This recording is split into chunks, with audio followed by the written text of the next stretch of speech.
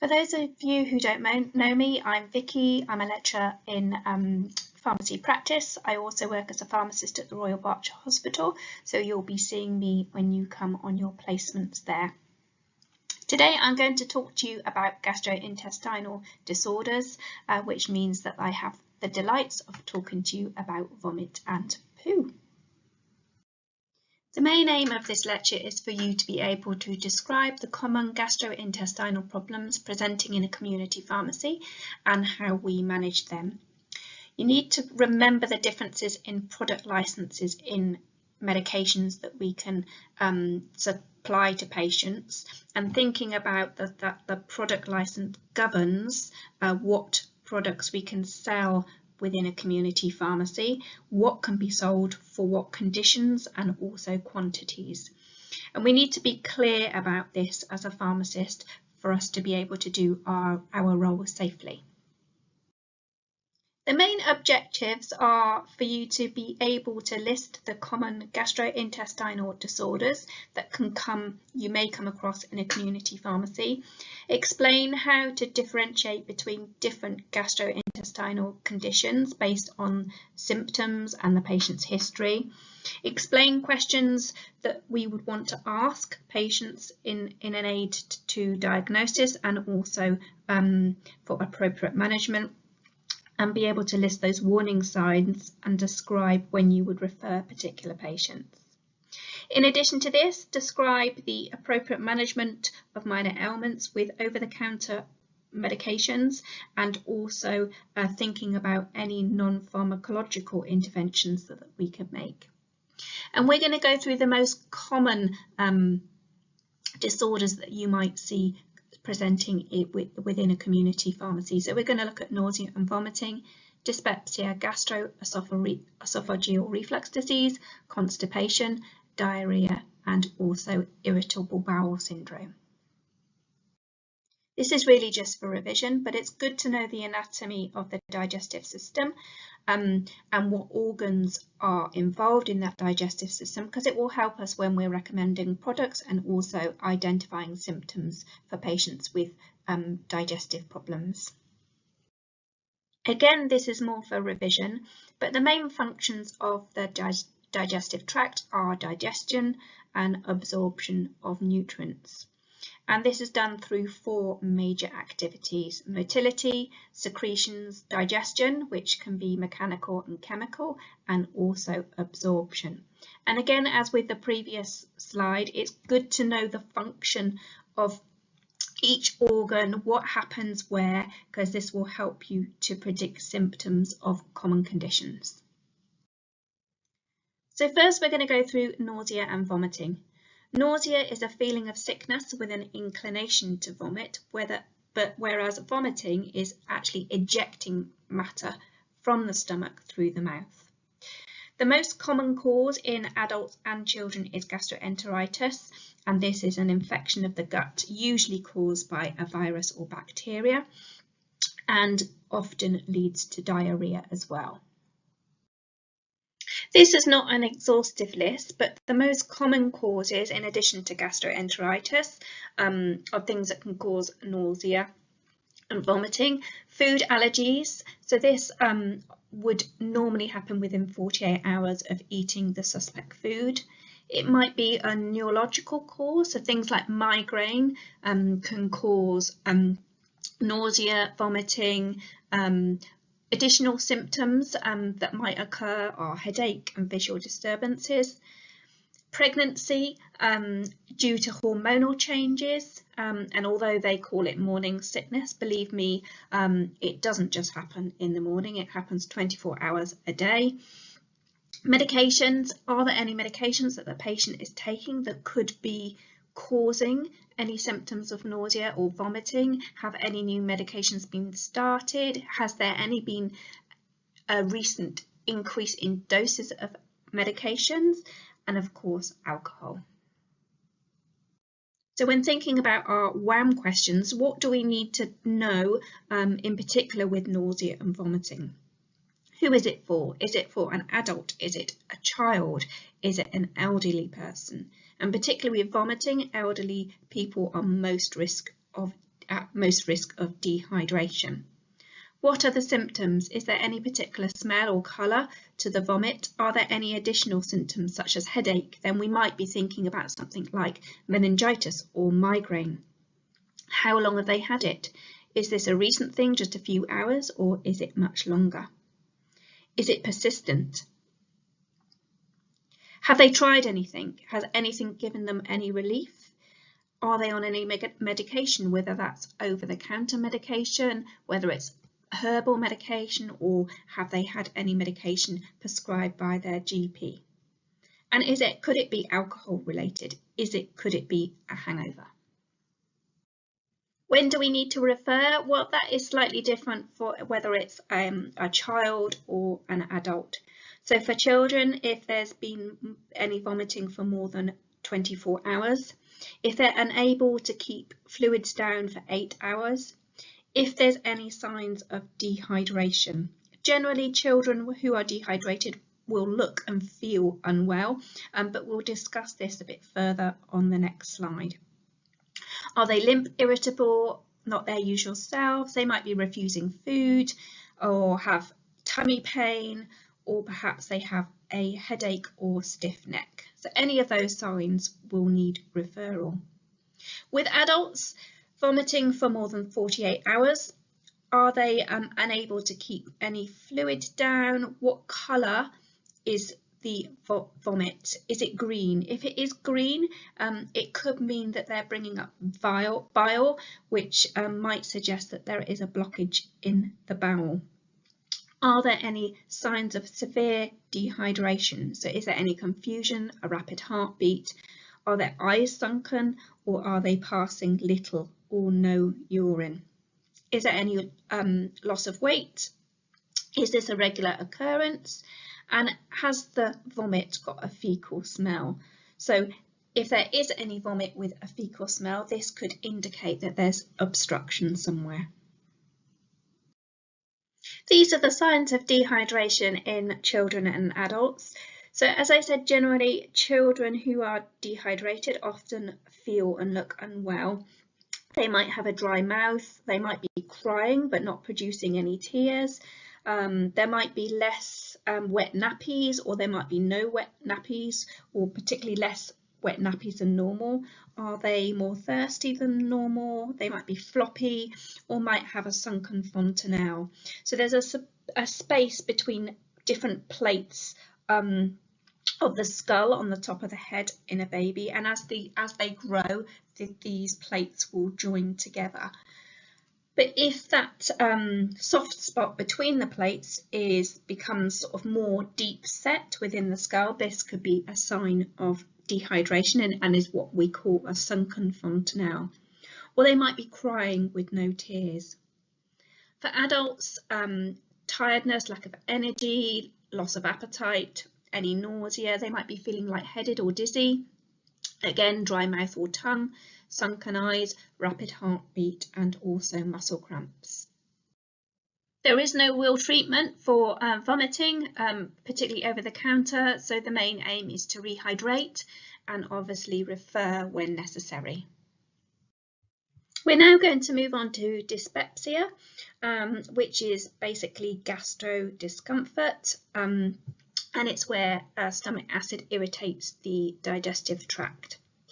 You might also hear it as referred to as indigestion, and it's sort of like discomfort after eating and mainly localized to the stomach, and also heartburn. So heartburn is where there is discomfort before or after eating, and it often occurs behind the sternum.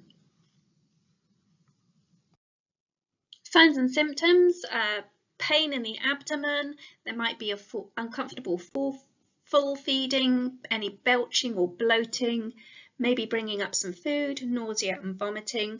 They don't have to have all the symptoms, and patients might have just one or two, or a mix of symptoms. It's normally caused by eating, but there are some other trigger factors.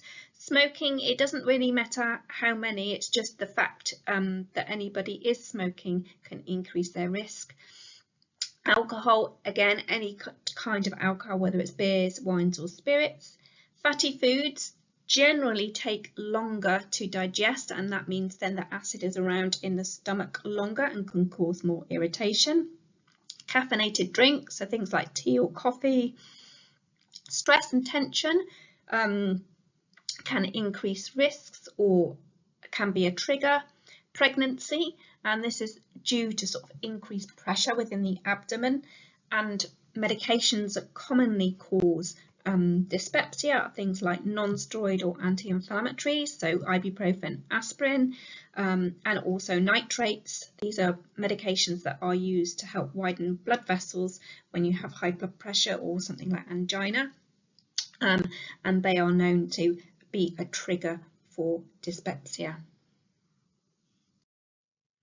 Going through our WHAM questions, what do we specifically want to know if somebody is suffering from dyspepsia? Who is it for? Is it for an adult, a child? So it's rare in a child. Are they over the age of 55? So somebody presenting over the age of 55, there are extra things that we need to be concerned about. What are the symptoms? Where is the pain? What sort of pain is it? How severe it is? Is there any blood in the vomit or stool? When do symptoms occur? Is there anything that the patient has noticed will precipitate the symptoms? Is there any difficulty in swallowing? How long have they had the symptoms? Is this something that's fairly acute, or is it chronic? Has it been going on for some time? Have they tried any medication to help? And have they got any medical conditions or take any medication that they take from their GP, over the counter, or any herbal medications that might be causing the problem? So when we're thinking about differential diagnosis, we're thinking about what else could be causing the symptoms other than simple dyspepsia, particularly those more worrying things. Could it be something like a peptic ulcer? So this is where you get sores in the lining of the stomach or the lower esophagus or the small intestine. It might be something like gastric cancer. Gastric cancer is particularly very difficult to treat, so the earlier we pick up gastric cancer, the better. Esophageal cancer, or something like a cardiovascular event. And here we're thinking about something like angina or a heart attack. We should always refer if the patient has tried treatment and failed. Any children should be referred. Obviously, if anybody's showing any of those red flag symptoms, which we'll go through on the next slide. Anyone over the age of 55 and it's their first presentation. Any persistent or unexplained recent onset dyspepsia, and if you are considering or suspecting that it might be an adverse drug reaction to a medication. So as we mentioned earlier, a non-steroidal anti-inflammatory medication, so things like ibuprofen, iron, things like bisphosphonates, and also corticosteroids are common medications that can cause this. Red flag symptoms are those alert signs and symptoms that indicate something might be more serious going on. So with dyspepsia, if there's one or more of the following: is there any signs of chronic gastrointestinal bleeding? This is what we call melena. So in the stool might be a dark black colour, and this is where there might be long-term bleeding within the gut, and that's coming through into the stool. Is there progressive unintentional weight loss? Has there been any progressive difficulty in swallowing? So this might indicate an obstruction, so something like cancer, or maybe a neurological problem. Is there persistent vomiting? And if there is there any blood in that vomit? What colour is it? Is it like a bright red, or is it a darker colour? Is there any pain in the arms? Does the pain move down the arm? And this might indicate a cardiac pain, and the patient might also be cold or clammy at the same time. Is there any pain in the back, or does the pain radiate to the back? This could indicate something like an aortic aneurysm, and this is where you get an enlargement or a swelling in the aorta, and there's risk of that aorta rupturing and also causing severe bleeding. It could be iron deficiency anemia, and obviously if there's any mass felt by the patient, that needs to be referred urgently. Anyone over the age of 55 with persistent or unexplained recent onset dyspepsia also needs to be referred. Alarm will help you remember some of those red flag symptoms. So A for age, are they above the age of 55? L, is there any unintentional weight loss? Any signs of anemia? Are they tired? Do they look more pale than normal? Is there recurrent vomiting, or is there any difficulty in swallowing? And also that anemia, the melanemia, looking for signs of gastrointestinal bleeding. There are several products available for treatment of dyspepsia. There are antacids, alginates, H2 antagonists, and also proton pump inhibitors. If there's no improvement within 5 days, then the patient should go and see their GP. Antacids and alginates work by neutralizing the stomach acid, so they will increase the pH, going from pH 1 up to a higher pH of about 5. They contain lots of different salts. So aluminium can cause constipation. Magnesium can cause diarrhea. A combination of products used in some of these preparations is less likely to cause gastro upset. Sodium bicarbonate is water soluble, so tends to work quite quickly.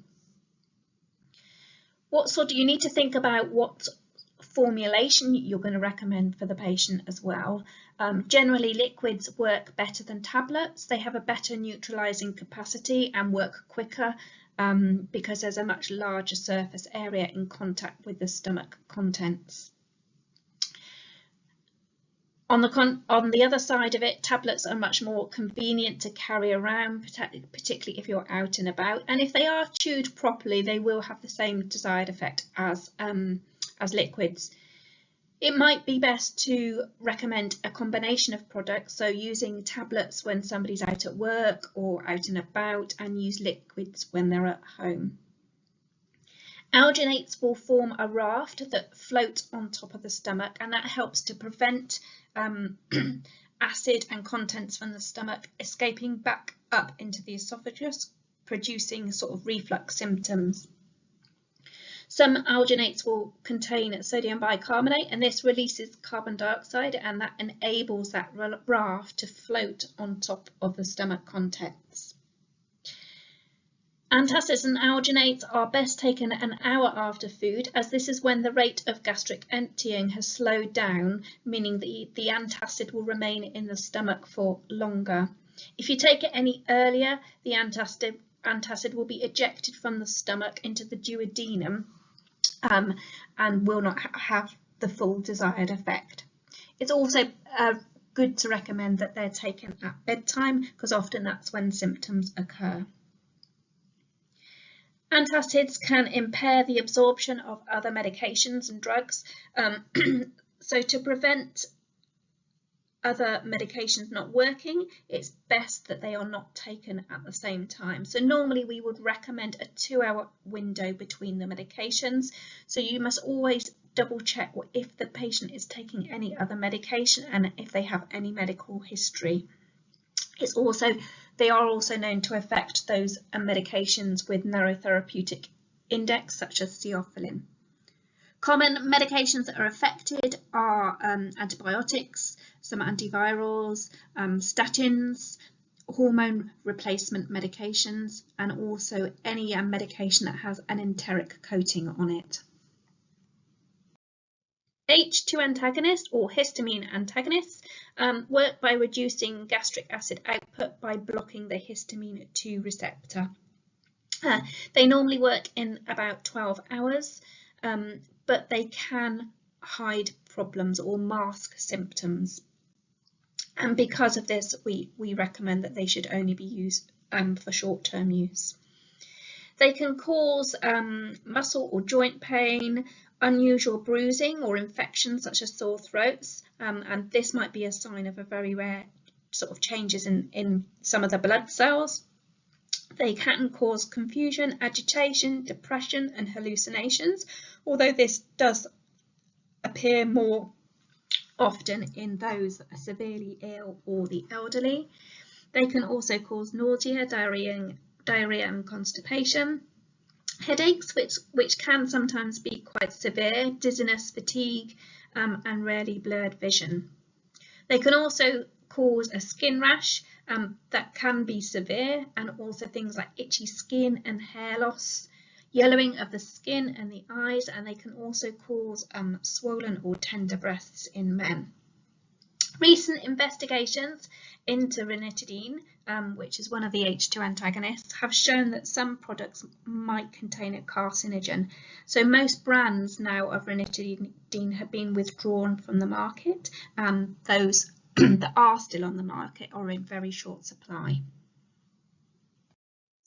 Proton pump inhibitors work by reducing acid secretion by blocking the hydrogen potassium adenosine triphosphatase enzyme system, or the proton pump, in a gastric parietal cell. They normally work in about 24 hours, and they do have a lot of interactions with other medications. So some common ones are things like warfarin, resulting in poor clotting control, phenytoin, resulting in poor control of epilepsy, and also digoxin, increasing the levels of digoxin. They can mask symptoms of gastric cancer, as do the H2 antagonists, and therefore should only be recommended for short-term use. If a GP refers a patient for an endoscopy, this is a procedure that allows the surgeon to see inside the abdomen. They should be advised to stop taking a proton pump inhibitor at least 14 days before the procedure, and this is because proton pump inhibitors can hide some of the problems that would normally be seen during an endoscopy. They cause several side effects, and including things like abdominal pain, constipation, diarrhea. Some of them can also cause some blood disorders and affect the liver. There are many different preparations available, different classifications though, so always check the licensing. So some of them are pharmacy only products, and one of them is a general sales product. There are lots of practical tips we can give to help people. Maintaining a healthy weight. An increased weight will increase the pressure in the abdomen, which can aggravate symptoms. Stopping smoking. Can we give them any help with that? Is there a smoking cessation program within the pharmacy that can help them? Avoiding rich, spicy, fatty foods. They often make the esophageal sphincter less competent, reducing its pressure, and we'll discuss this a bit further later on. Reducing things like alcohol, caffeinated drinks, chocolate. Avoiding eating prior to bedtime, normally about 3 to 4 hours before bed, as often this is when symptoms are worse. Stress and anxiety management. Avoiding tight restrictive clothing, so things like belts can be an aggravating factor because they increase pressure within the abdomen. And if there are any medications that you feel might be causing a problem, or the patient is on, that often causes these sort of symptoms, then the patient would require a medication review. So if the patient's taking any non-steroidal anti-inflammatory agents, whether they're taking any iron, any bisphosphonates or corticosteroids, they tend to be the main ones, then the patient would need to have a review. What's the patient's lifestyle like? Do they work late shifts or night shifts? And then their normal daily routine is not the same as everybody else. Eating small meals more frequently helps reducing the amount of food in the stomach at any one time, reducing gastric detention. And lying down often makes symptoms worse. So raising the head of the bed can help preventing acid leaking back up into the esophagus. Gastroesophageal reflux disease, or GORD, produces very similar symptoms to dyspepsia. The esophagus is the long tube of muscle that connects the mouth to the stomach. And what happens in GORD is that sphincter, or the lower esophageal sphincter, that pyloric sphincter you can see at the bottom of the stomach there on the diagram, works as a valve. So it will open up to let food into the stomach, ready for digestion. by stomach acid, and then it should close up and stop any acid or contents of the stomach leaking back up into the esophagus. So in patients with GORD, this ring of muscle or the valve is weakened, and then that allows the stomach acid to pass back up into the esophagus, which causes symptoms such as the burning pain in the chest, heartburn, or feeling of discomfort in the stomach. It's not always clear what causes the lower esophageal sphincter to be weakened, but there are sort of things that we can look out to help reduce the risks of that. Common signs and symptoms. Acid scarring can lead to the esophagus narrowing, which can make it difficult to swallow. Some people with GORD associated dysphagia say it feels like they've got like a piece of food that's stuck somewhere behind their breastbone that has been caused by that acid scarring and causing the esophagus to narrow, making it harder to swallow. Tooth decay, so sometimes the acid regurgitation can come right up back into the mouth, and often this can be picked up by dentists. In addition to this, it can also cause a taste disturbance in the mouth with the acid, if the acid reaches right back up into the mouth, leaving like a starchy, odd metallic taste. There might be a cough, which is worse at night. Laryngitis, which is inflammation of the larynx. This causes throat pain and hoarseness of the voice. Symptoms in babies might be slightly different. It can be quite common in babies because their esophagus is shorter and narrower. So there might be frequent crying, and it's quite a severe cry. It's very different to a normal sort of baby crying. There can be regurgitation of feeds, and this tends to happen soon after the feed, but can happen up to 2 hours after. The baby might arch their back during a feed due to the pain that it's causing, and that might also, due to the pain, babies can often refuse feeds but actually be quite happy to suck on a dummy. Any symptoms in babies or children need to be referred. It's more than likely that they will need a prescription given. So there is Gaviscon Infant Advance available that can help treat the symptoms. In addition to this, we can also recommend things like thickened feeds. So if a baby is bottle fed, there are some milk feeds available that produce a thicker milk feed, and then that makes the milk less likely to be regurgitated. But all babies and children should be referred. So some of those risk factors that can cause a weakened lower esophageal sphincter. Being overweight or obese, as this can place increased pressure on the stomach, which can in turn weaken that lower esophageal sphincter. Eating large amounts of fatty foods, as the stomach takes longer to dispose of them, and therefore acid is around in the stomach longer after eating a fatty meal. Consuming things like tobacco, alcohol, coffee or chocolate, it has been suggested that these substances can relax the lower esophageal sphincter. Being pregnant, so this is due to both hormonal changes during pregnancy that can weaken that sphincter, and also the increase of pressure within the stomach. Having a hiatus hernia, so this is where part of your stomach pushes up through your diaphragm, which is the sheet of muscle that is used for breathing. That can increase your risk, and also stress. As we mentioned earlier, medications can also relax the lower esophageal sphincter, leading to symptoms of gastroesophageal reflux disease. So the main ones include calcium channel blockers. So these are medications used to treat high blood pressure. Nitrates used to treat angina. And this is where there is chest pain caused by blood supply to the muscles of the heart becoming restricted.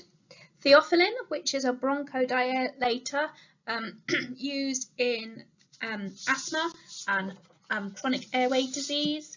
And there are also a number of medications that can contribute to the development of esophagitis. So this is where the acid stomach irritates and inflames the lining of the esophagus.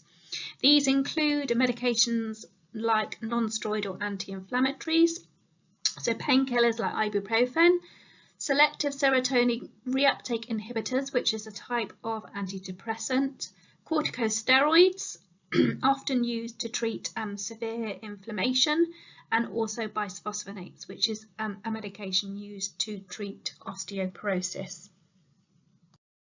What do we need to find out during our WHAM questions? Well, really this is the same as for dyspepsia because we're looking at for the same sort of things.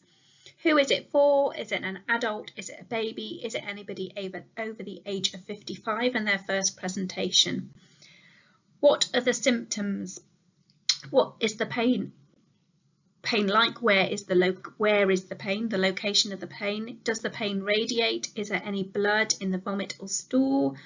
When do symptoms occur? Is there anything that they have noticed that aggravates the symptoms? Is there any difficulty in swallowing? How long have they had this? Is this a new acute problem, or is it chronic and been going on for some time? Have they tried any medication? If they have, has it worked? And do they normally take any medications themselves, whether that's prescribed by their GP or whether it's something like a herbal or a supplement medication or over the counter? Red flag symptoms, again, really the same as those for dyspepsia. So is there any signs of gastrointestinal bleed? Is there any blood in the stool, whether that's like fresh red colour or a dark black colour? Is the patient feeling tired or dizzy or faint? Do they have pale skin, more pale skin than normal, which could be a sign of anemia? Is there any difficulty in swallowing? This could be an obstruction. Is there any pain in the arms? Are we thinking more that this is a cardiac pain, or is there any radiation of pain? Medications to treat symptoms, same as dyspepsia. So we have antacids, alginates, H2 antagonists, and proton pump inhibitors. Remember, for babies there is Gaviscon Advance available, but that would need to be prescribed by a GP, and we can also recommend thickened feeds. Things to note: although as a pharmacist we might diagnose gastroesophageal reflux disease, really the patient needs to be referred to the GP for further investigation, and ideally treatment needs to be initiated by the GP. Antacids and alginates will provide symptomatic relief, but they will only provide short-term relief. The patient should be urged to go and see their doctor and not just simply keep drinking Gaviscon. Proton pump inhibitors and H2 antagonists can mask symptoms, so ideally should not be recommended as they will not be treating the underlying condition. Proton pump inhibitors should not be taken at least 2 weeks before an endoscopy, as we said earlier, because they can mask pathology that would normally be seen during that endoscopy. If you are suspicious of customers coming in and repeatedly presenting, wanting to purchase large or regular quantities of antacids, alginates, H2 antagonists or proton pump inhibitors for an ongoing problem, it really has to be diagnosed and medication treated, initiated by the doctor. So try and encourage them to go and see their GP to get it investigated properly. So you're now working in a busy community pharmacy, and you have a patient come into your pharmacy, a 40-year-old man, and ask for something to help with indigestion. So on going through your WHAM questioning, you find out that he has had the symptoms for just over a week. He feels the pain in his chest, which is heavy and sometimes moves down his arm. He's got no vomiting or no difficulty in swallowing. He saw his GP about a week ago, who gave him some Gaviscon. So what would you think should be the next steps to take? And then we'll go through, make some notes, and we'll go through this in part 2.